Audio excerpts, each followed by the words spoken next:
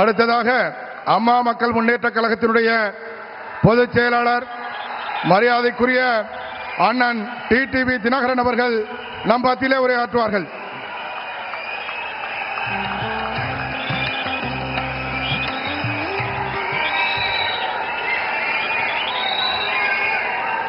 தமிழ்நாட்டின் மத்திய பகுதியாகிய திருச்சி மாநகரில் இங்கே அலைகடல் என திறந்திருக்கின்ற இந்த தமிழர்கள் கூட்டத்திற்கு மாண்புமிகு பிரதமர் அவர்கள் வருகை புரிந்திருக்கின்றார்கள்.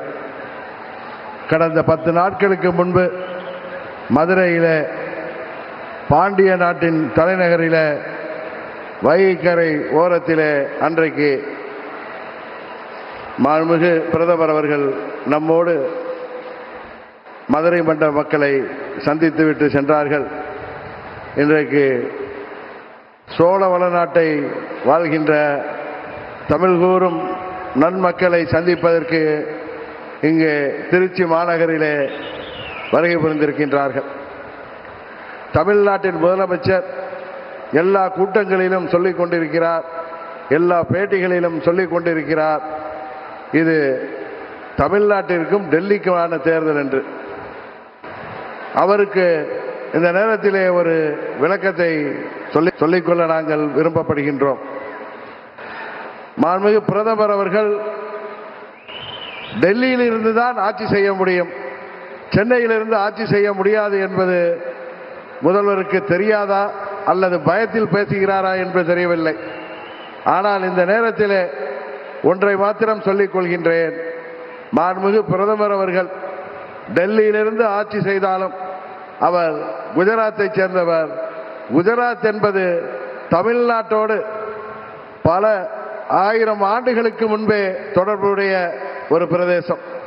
இன்னும் சொல்ல போனால் சங்க காலத்தில், 2ஆம் சங்க காலத்திற்கு முன்பே 5000 ஆண்டுகளுக்கு முன்பே குஜராத்தில் நமது வேளிர்கள் ஆட்சி, திராவிட குஜராத்தாக திராவிடர் ஆட்சி நடைபெற்ற பகுதி.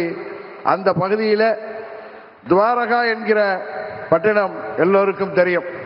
துவாரகா என்பது பல நமது சங்க இலக்கியங்களிலே, குறிப்பாக புறநானூற்றிலே அது துவரை என்ற பெயரிலே குறிக்கப்படுகிறது. அந்த துவரையை அன்றைக்கு வேளிர், தமிழ் பேசும் வேளிர்கள், திராவிடர்கள் ஆட்சி செய்தார்கள். அங்கிருந்து அவர்கள் 1500 ஆண்டுகளுக்கு பிறகு தமிழ்நாட்டிலே வந்து வேளிர் மன்னர்களாக ஆட்சி செய்தார்கள். நாம் எல்லாம் பெரிதும் போற்றுகின்ற பாரி வள்ளல், வேல் பாரி என்று அழைக்கப்படுகிறாரே, அவர் வேளிர் அம்சம்தான். அதுபோல தகட்டூரை தலைநகராக கொண்டு ஆட்சி செய்த அதிகமானவர்களும் வேளிர் வம்சம்தான். அந்த வேளிர்கள் அன்றைக்கு 5000 ஆண்டுகளுக்கு முன்பே அங்கே குஜராத்திலே துவாரகா பகுதியிலே ஆட்சி செய்தவர்கள். அந்த பகுதியிலிருந்து நமது பாரத பிரதமர் அவர்கள் இன்றைக்கு தமிழ்நாட்டிற்கு வந்திருக்கிறார். அதுவும் சொல்ல போனால் 2வது தமிழ் சங்கம் அன்றைக்கு கபாடபுரத்திலே நடந்ததாக நக்கீரர் போன்ற பல்வேறு புலவர்கள் தங்கள் உரையிலே சொல்லியிருக்கின்றார்கள். பல்வேறு புத்தகங்களிலே, பல்வேறு காப்பியங்களிலே அது குறிப்பிடப்பட்டிருக்கின்றது. அந்த கபாடபுரத்திலே துவரை கோமானாக அன்றைக்கு அதில் தலைமை தாங்கிய மாண்புமிகு மோடி அவர்கள் இன்றைக்கு தமிழ்நாட்டிலே இன்றைக்கு நடைபெற்றுக் கொண்டிருக்கின்ற இந்த மக்கள் விரோத திமுக ஆட்சியை வீழ்த்துவதற்கு இங்கே துவரை கோமானாக நம்மிடம் வந்திருக்கின்றார். அதனால்தான் சொல்கிறேன், தமிழ்நாட்டிற்கும் மாண்புமிகு பிரதமர் அவர்களுக்கும் உள்ள தொடர்பு பல ஆயிரம் ஆண்டுகளுக்கு முன்பான தொடர்பு. அதனால்தான் அன்றைக்கு தமிழ் சங்கத்தை தொடங்கி வைத்தவர், காசியிலே தமிழ் சங்கமத்தை தொடங்கி வைத்தார்கள். இன்றைக்கு தமிழ்நாட்டிலே தமிழர்களின் சங்கமத்திலே நம்மோடு கலந்து கொண்டிருக்கிறார்கள். அதனால்தான் பிரதமர் மோடி அவர்களுக்கும் தமிழ்நாட்டுக்கும் உள்ள உறவு என்பது தொப்புள் கொடி உறவு என்பதை இந்த நேரத்திலே நான் தெரியப்படுத்திக் கொள்கின்றேன்.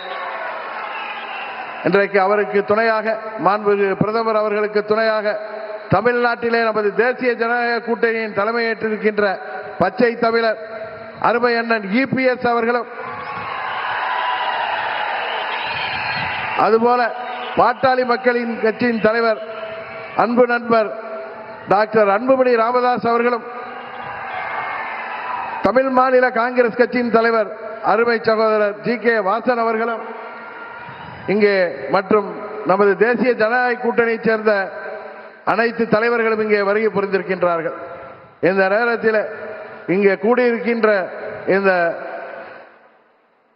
தேசிய ஜனநாயக கூட்டணியைச் சேர்ந்த நிர்வாகிகளும் தொண்டர்களும் திருச்சி மாநகரிலே இங்கே அம்மா அவர்களின் சொந்த பூமியான ஸ்ரீரங்கம் அமைந்திருக்கின்ற இந்த பகுதியிலே நாம் எடுத்துக்கொள்ள வேண்டிய சபதம், தமிழ்நாட்டிலே இருக்கின்ற இந்த மக்கள் விரோத, மக்களை ஏமாற்றுகின்ற இந்த தீய சக்தி, இந்த ஊழல் ஆட்சி, திமுக ஆட்சியை முடிவுக்கு கொண்டு வந்து மீண்டும் அம்மா அவர்களின் ஆட்சியை மீண்டும் தமிழ்நாட்டிலே தேசிய ஜனநாயக கூட்டணியின் ஆட்சியாக உருவாக்க நாம் அனைவரும் உழைத்திட வேண்டும் என்று பணிவன்போடு கேட்டு விடைபெறுகிறேன். நன்றி, வணக்கம்.